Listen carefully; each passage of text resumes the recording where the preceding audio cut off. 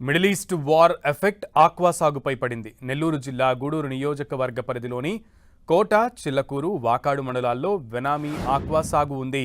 అయితే ఈ ఏడాది ఆక్వా రైతులు ఎక్కువ శాతం టైగర్ రొయ్యల పెంపకానికి ప్రాధాన్యమిచ్చారు. ధరలు అధికంగా ఉండడంతో అనేక మంది ముందుకొచ్చి సాగు చేపట్టారు.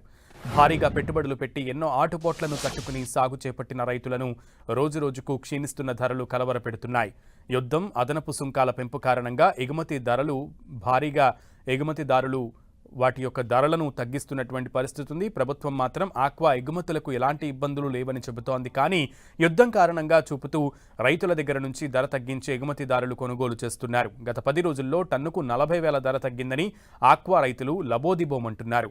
ఎకరాకు 2 టన్నుల దిగుబడి వచ్చిందని, దీంతో తాము 80,000 రూపాయల ఆదాయాన్ని కోల్పోవాల్సి వస్తోందని ఆవేదన వ్యక్తం చేశారు.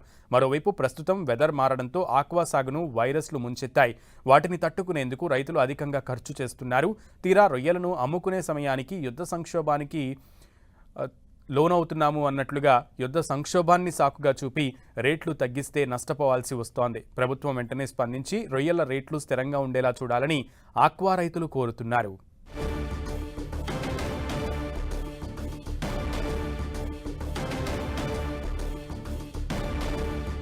రైట్. ఆక్వా సాగు చేస్తున్నటువంటి రైతులకు సంబంధించి చాలా ఆవేదన అయితే వెల్లబుచ్చుతున్నట్లుగా తెలుస్తోంది. దీనికి సంబంధించి మరింత సమాచారం మా ప్రతినిధి దేవకుమార్ అడిగి తెలుసుకుందాం. దేవకుమార్, ఆక్వా రైతులు ఏమంటున్నారు? ప్రస్తుతానికి అయితే ఆక్వా రైతులు కొంత ఇబ్బందికర పరిస్థితుల్లో వాళ్ళ ఆవేదన అయితే వ్యక్తం చేస్తున్న పరిస్థితి కనిపిస్తా ఉంది. ఎందుకంటే ఒక పక్క పశ్చిమాసియాలో యుద్ధం ప్రభావము ఈ ఆక్వా సాగు పడినట్లు కూడా మనకు కనిపిస్తా ఉంది. అంటే ఇది వాస్తవమా లేకపోతే ఇక్కడున్న ఎగుమతిదారులే దళారులే కావాలని సృష్టించున్నారా అనేది మాత్రం స్పష్టంగా ప్రభుత్వం స్పష్టం చేస్తున్న పరిస్థితి అయితే ఉంది. ఎందువల్లంటే ఇప్పటికే నెల్లూరు జిల్లాలో గూడూరు నియోజకవర్గ పరిధిలో కోట, చిల్లకూరు, వాకాడు మండలాల్లో సాధారణంగా వెనామీ ఆక్వా ఎక్కువగా చేస్తూ ఉండేవాళ్ళు. అయితే ఈ ఏడాది ఆక్వా రైతులు ఎక్కువ శాతం టైగర్ రొయ్యల పెంపకానికి ప్రాధాన్యం ఇచ్చారు.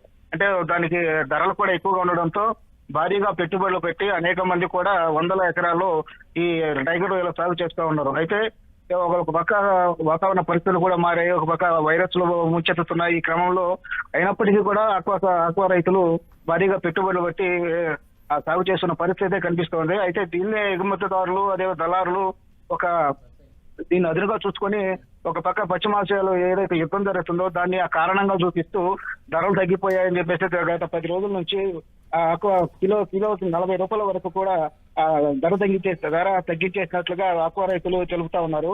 దీని ప్రకారం చూస్తే ఒక టన్నుకు 40,000 కూడా 40,000 రూపాయలు తగ్గిందని చెప్పి ఎకరాకు 2 టన్నులు దిగుబడి వస్తే దానికి సుమారుగా 50,000-80,000 ఆదాయం కోల్పోవాల్సి వస్తుందనేసి అక్కడ రైతులంతా కూడా ఆవేదన వ్యక్తం చేస్తా ఉన్నారు. ఒక పక్క ప్రభుత్వం ఏమంటే అదే మనకు యుద్ధ ప్రభావం పెద్దగా ఏమీ లేదు, ధైర్యంగా ఉండండి అని ఆక్వా రైతులు చెప్తున్నప్పటికీ దళారులు ఎవరైతే ఉన్నారో వాళ్ళు ఈ ఆక్వా రైతులను దోచుకున్న పరిస్థితి అయితే నెల్లూరు జిల్లాలో కనిపిస్తా ఉంది. కాబట్టి వాళ్ళు ప్రభుత్వమే ఆదుకోవాలి, రొయ్యల రేట్లు స్థిరంగా ఉండేలా చూడాలనేసి రైతులంతా కూడా ఆవేదన వ్యక్తం చేస్తున్న పరిస్థితి అయితే కనిపిస్తోంది. ఓకే దేవ్ కుమార్.